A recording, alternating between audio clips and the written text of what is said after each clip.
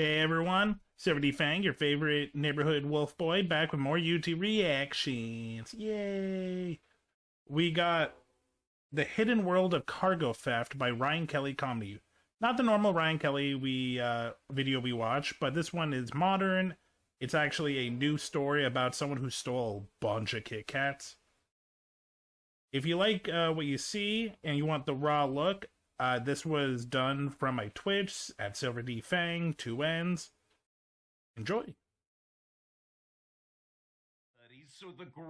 Okay. The Hidden World of Cargo Theft by Ryan Kelly Comedy. I did not realize this was about cargo theft. I just saw a picture of a Kit Kat and a thief, and I'm like, ooh, that looks cool. Alright, let's check this out. Great Kit Kat heist happened in late March 2026. Nestle lost 12 tons. That's 413,793 Kit Kat bars. I'm surprised I didn't hear about this. I did not know that Nestle got stolen 12 tons of Kit Kat bars in this year. Damn. That was... I get there's a lot of shit going on, but like, come on, that would be great news. Why don't we get the cool crimes? And it sounds dumb to us, but it's really kind of brilliant. And here's the hidden crime world of cargo theft. So a little bit of background on the Kit Kat heist. This was one truck that was taken that had all that chocolate in it. It was going from a factory in central Italy to a distribution center in Poland. Okay. It was taken mid-transit, which you think would be harder, but actually tends to be these people's preferred method of doing it, and you'll see why. Quick fun fact, by the way, not for Nestle. 1 second, I will say, if you've ever watched a Fast and Furious movie, you know what they're talking about. Because literally, in a bunch of the movies, we see them not like waiting at a pit stop, but like in the highway.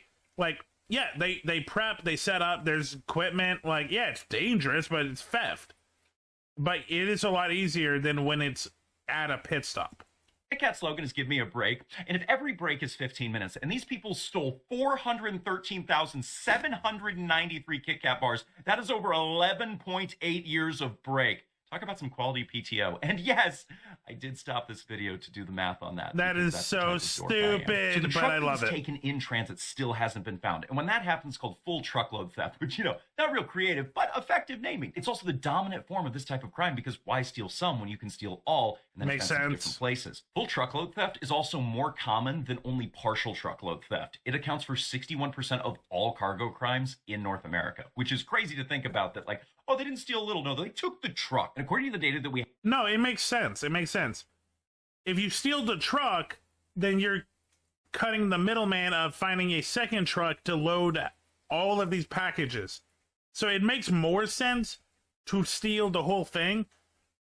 You do have to think of a couple of more like things, like making sure you get rid of the license plate and like any trackers. But like, no, it makes more sense. Have on these thefts, which will always be incomplete because crime, 41% of them are done in transit, which was shocking to me because you'd think, oh, that's harder because it's moving, but actually not. Cargo theft is skyrocketing, by the way. In Europe, over the past 3 years, it's gone up by over 400%. In North America, 18%. Geez, I wonder what big issues have happened in the last, like, 4 or 5 years. Could it be multiple economies crashing because a unstable marketplace was disturbed by multiple wars and powerful people destroying it? Year over year, that's over $18 million a day. Also, the capitalism. Average cargo theft nets over $270,000 a pop. And what's interesting about it is that strategic cargo theft has gone up by 1,500% since 2021.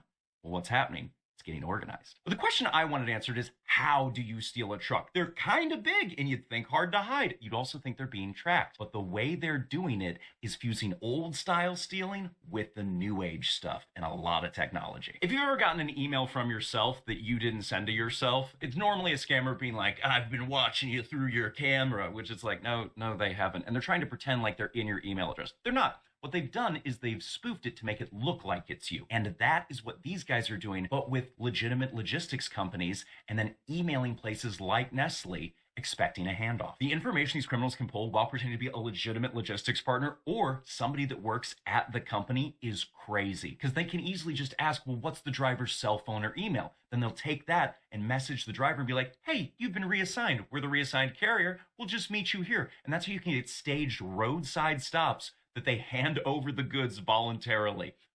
So you might be thinking, well, why don't these companies have like rules and regulations in place?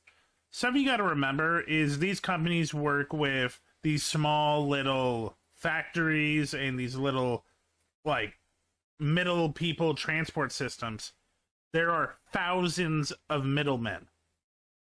There are so many holes and cracks to manipulate, especially since it's multiple countries, so multiple different languages and systems. There's just no feasible way, especially now with companies like being cheaper than ever. Yeah, no, they'd rather just put assurance on it and get the assurance money. But also, if they're pretending to work for the company, they can send a message to the warehouse team and be like, hey, we just have a regular pickup coming in, load it up, and it's all good. And then they take it all. Now, once the criminals have the goods, the clock starts ticking, and they need to break that chain of traceability as soon as possible. Normally, they will move it to a secondary warehouse that they own themselves to begin to redistribute or repackage, or they will use cross-border routes, exactly like the Kit Kat heist, because it makes it way more difficult for countries to talk to each other. Now, how does somebody get rid of 12 tons of chocolate? Well, they launder it in the same way you launder money. You take the bad stock and you mix it with good, legitimate stock, and you repackage it so that people aren't thinking about it. And then I know that is how money laundering works, but in my head, I still imagine them put the money in a laundromat, or I mean, not a laundromat, into like a dryer, and it comes out new Welcome money. Shy96. And now I'm just imagining putting the stolen Kit Kats into a dryer, and it comes out a chocolate mess. But hey, it's new. Hi, Shy. First, hi. Second, I battled Mr. Rio and Strive. Did you beat him? Yes. Good. Destroy his confidence. Good. you go through gray markets. Oh, I'm learning about, there was a Kit Kat heist back in March that I didn't know about. Someone stole 15 tons of Kit Kats.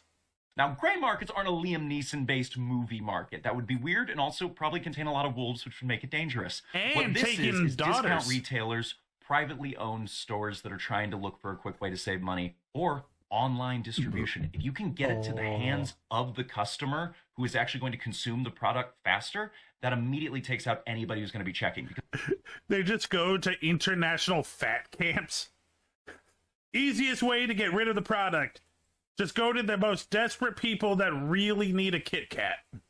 Because no one who receives a Kit Kat bar is going to be like, I better see it and report this to Nestle. And now the most interesting part of it for me, why are these criminals stealing oddly specific stuff? Kit Kat bars, baby formula, meat, alcohol. Well, the reason why... He's going to say it, but I want to get snarky. It's like those are basic things that like a normal middle-class family would need. That it's become harder to buy off of a normal middle-class income. Because capitalism, war, and corrupt politicians. Why they're taking food is because it's perishable, and it makes it easy to get rid of all the evidence. Because even if you can't fence it, I mean, maybe you guys are just going to have a party. I don't know. That would work. Just cramming down Kit Kat bars, taking that 11.8-year break. Also, some of these criminals have set up real supply chain companies that they will merge legitimate product and stolen product together to help blur the line, which is crazy to imagine that they crimed so hard they started a legitimate business. Also, the tech side of this is even crazier. A lot of that product is taken and shipped internationally because you never want to keep it in whichever country you stole it from because that makes it way easier to track. However, refreshing. the criminals have gotten so good at this that they call it steal to order. They will take orders from people and figure out which manifest they need to steal to be able to fulfill those orders. That's awesome. Guys, they're pre-ordering crime. Thanks for being here. I have no idea how to end this video, but if you're eating super cheap chocolate right now, well, you know, there might be an entire organized crime structure behind it. So that's neat. And if you are going to steal some sort of candy, please avoid Sour Patch Kids and Reese's. Not because they're incredibly traceable, but because I don't want that cost passed on to me. I love those. Please don't do that. Thank you. Bye. Steal them! Steal them! Make Ryan Kelly pay! I want to put a hit out on Reese's. Not so I buy it, but so he can't. Ha ha ha ha. This is fucking insane, and I love it. Yeah, no, theft, crime, bad. This is the look. This crime I actually like. I like it when people with tech information go after rich people and give a product to poor people rather than going after the like most like fringe people that need the most help and abusing that. Fuck those people. Hey, thanks for checking out this video. Check me out on Twitch, SilverDFanng, 2 N's in Fang. Check me out on Twitter and Blue Sky under the same name. Also TikTok. Have a great night.